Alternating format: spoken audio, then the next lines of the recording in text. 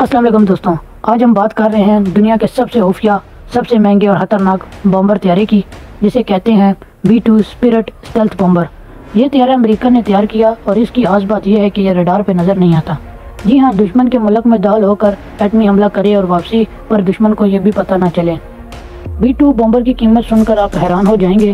ایک B-2 کی قیمت تقریباً 2 ارب 10 کروڑ ڈالر ہے، یعنی ایک طیارے کی قیمت سے پورے ملک کا دفاعی بجٹ بنایا جا سکتا ہے۔ یہ طیارہ نارتھروپ گرومن کمپنی نے بنایا اور پہلے بار 1989 میں اڑان بھری۔ اب تک صرف 21 ایسے طیارے بنائے گئے ہیں، کیونکہ یہ سب مہنگے اور خفیہ مشن کے لیے ہوتے ہیں۔ اس کی خصوصیات کی بات کریں تو پہلے نمبر پر دشمن کے ریڈار پر یہ نظر نہیں آتا۔ دوسرا، 11,000 کلومیٹر سے زائد کی پرواز بھرتا ہے۔ تیسرا، ایٹمی اور روایتی دونوں بم لے جانے کی صلاحیت رکھتا ہے۔ چوتھا، زمین، سمندر اور ایئر بیسز پر حملہ کرنے کی طاقت رکھتا ہے۔ یہ طیارہ اکیلا دشمن کے پورے شہر کو تباہ کرنے کی صلاحیت رکھتا ہے اور اس کی آواز بھی نہیں ہوتی۔